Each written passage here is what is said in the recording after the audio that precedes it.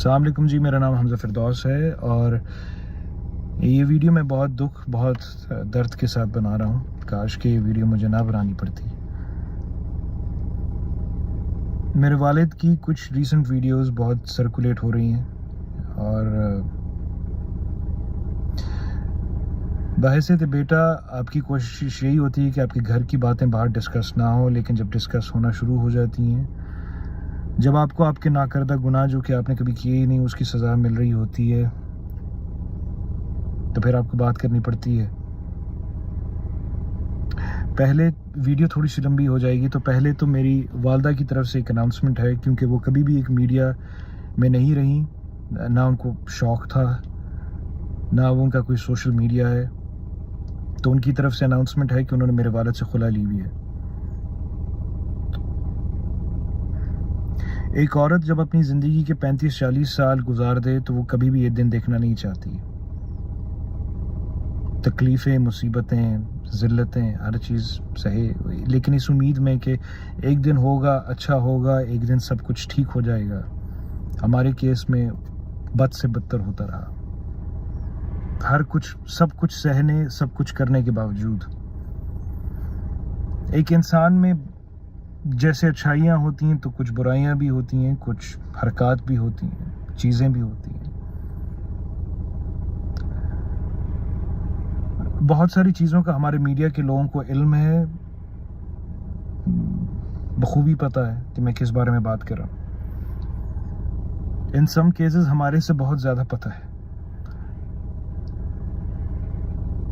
عوام کو نہیں پتہ تو اللہ نے پردہ رکھا ہوا ہے، so I won't go into that. چیزیں ہوتی ہیں، انسان کے کچھ عمل ہوتے ہیں جو کہ اچھے نہیں ہوتے، لیکن اس عمل،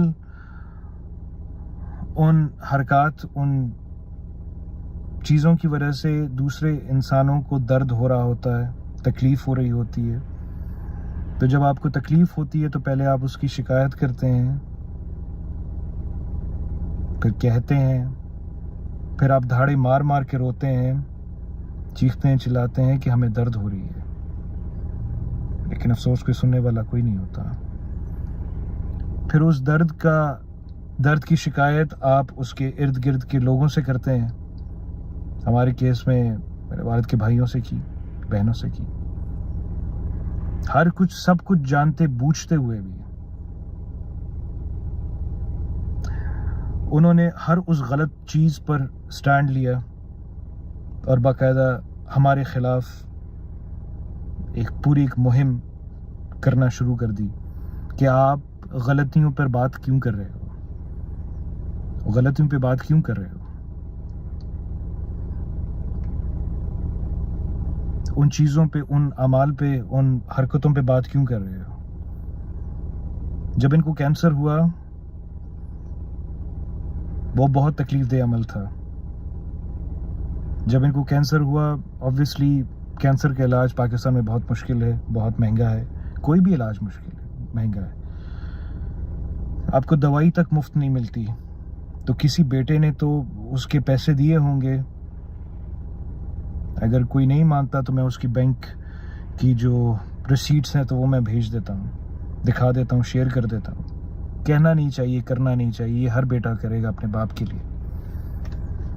لیکن کیونکہ ویڈیوز میں اس طریقے کا تاثر بنایا جا رہا ہے جیسے بچوں نے ہاتھ کھینچ لیا، یا باپ کا پوری زندگی محنت کرنے کے بعد بچوں نے پھینک دیا. تو اگر کینسر ہوا تھا تو پھر بچوں نے پیسے بھیجے کیوں؟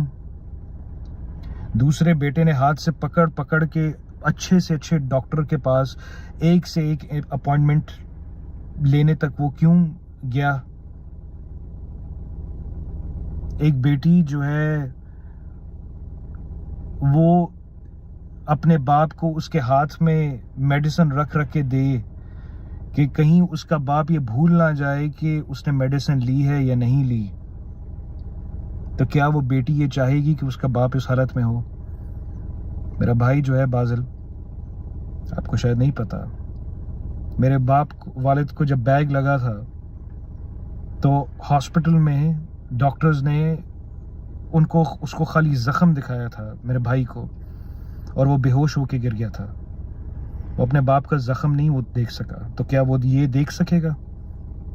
تو کیا کچھ نہیں ہوا ہوگا کہ وہ آج وہاں پہ اور آج ہم یہاں پہ ہیں.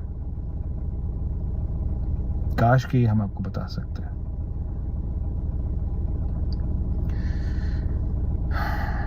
میری والدہ نے بہت کوشش کی, ہم نے بہت کوشش کی کہ چیزیں یہاں تک نہ آئیں. گھر کی بات, فیملی کی بات گھر کے اندر رہے. میرے والد نے پوری زندگی اپنی ٹرمز پہ گزاری ہے. وہ آج بھی یہی کہتے ہیں کہ میں اپنی ٹرمز پہ گزار رہا ہوں. تو ان کے پاس پیسے تھے جب وہ گئے تھے, جب ان کے پاس پیسے ہیں ابھی, تو انہوں نے اس جگہ کا انتخاب کیوں کیا؟ اس بات کا جواب ان کے پاس بھی ہے, اس بات کا جواب ہمارے پاس بھی ہے.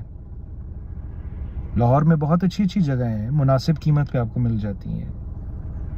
بری جگہ کیوں؟ ایسی جگہ کیوں؟ کیونکہ لوگوں کو پوری کی پوری بات کا کانٹیکسٹ کا نہیں پتا, تو اس کی وجہ سے ایزمپشن کرنا بہت آسان ہے, لیکن اس ایزمپشن کی کانسیکوینسز کون بھرتا ہے؟ کاش کہ آپ کو پتا ہوتا. ایک شو میں بیٹھ کے یہ کہنا بہت آسان ہے کہ میری شادی غلط جگہ پہ ہوئی. ایک ماں کے لیے بہت مشکل ہوتا ہے. یہ ویڈیو بنانے سے پہلے میری ماں نے مجھے بہت تاکید کی کہ ذرا بیٹا ذرا تھوڑا دھیان سے, کیونکہ اس کو پتا ہے ایک ماں کو گھر بنانا ہوتا ہے, اس کو اپنی بیٹیوں کا پتا ہوتا ہے, اس کو اپنی بہوؤں کا پتا ہوتا ہے, بیٹوں کا پتا ہوتا ہے, شوہر کا پتا ہوتا ہے, تو کبھی بھی نہیں چاہتی وہ. میرے چچاؤں کی طرف سے ہمیں مارنے کی دھمکیاں ملی. میں نے 18 سال محنت کر کے گھر بنایا, فائلیں لے گئے, دکھائیں لوگوں کو کہ کسی نہ کسی طریقے سے ہم ان کو سڑک پہ لے آئیں.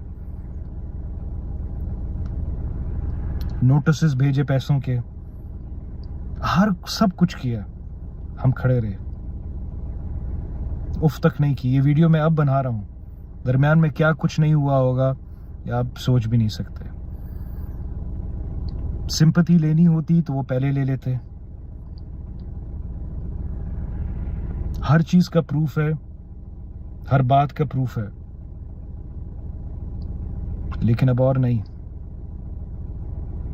والدہ نے بہت چیزیں دیکھ لی ہیں پوری زندگی میں. اگر آج میں بھی بحیثیت بیٹا ان کے ساتھ کھڑا نہ ہوں, جیسے میں اپنے باپ کے ساتھ پہلے بھی ہوا تھا کھڑا, اور میں چھوڑ کر ہر چیز آ گیا, اور پھر اس کے بعد کے جو کانسیکوینسز تھے میں نے بھرے تھے. میں آج بھی 16 گھنٹے کام کرتا ہوں, ہر روز 7 دن. میرا بھائی 14-15 گھنٹے وہ دن میں کام کرتا ہے, جم چلاتا ہے, اس کے علاوہ فٹنس ٹریننگ. اس کے بعد ایک میری بہن نے میرے ساتھ مل کے کمپنی شروع کی. آپ میرے والد صاحب سے کسی دن پوچھیے گا, قرآن پہ حلف لیجئے گا کہ کیا میں نے ان کو یہ نہیں کہا بار بار کہ آپ کو کام کرنے کی ضرورت نہیں, ہم کریں گے. یہ آپ پوچھیے گا کسی طرح سے. آپ مجھے 5-6 سال میں کوئی ایک ڈرامہ دکھا دیں کہ جو کہ کیا ہو, تو یہ کیسے چل رہا ہے نظام؟ To reach to a conclusion, کہنے کو بہت کچھ ہے, بولنے کو بہت کچھ ہے, لیکن میں بہت پردوں میں رہ کے یہ بات کر رہا ہوں. ماں نے بہت مجھے تاکید کی ہے,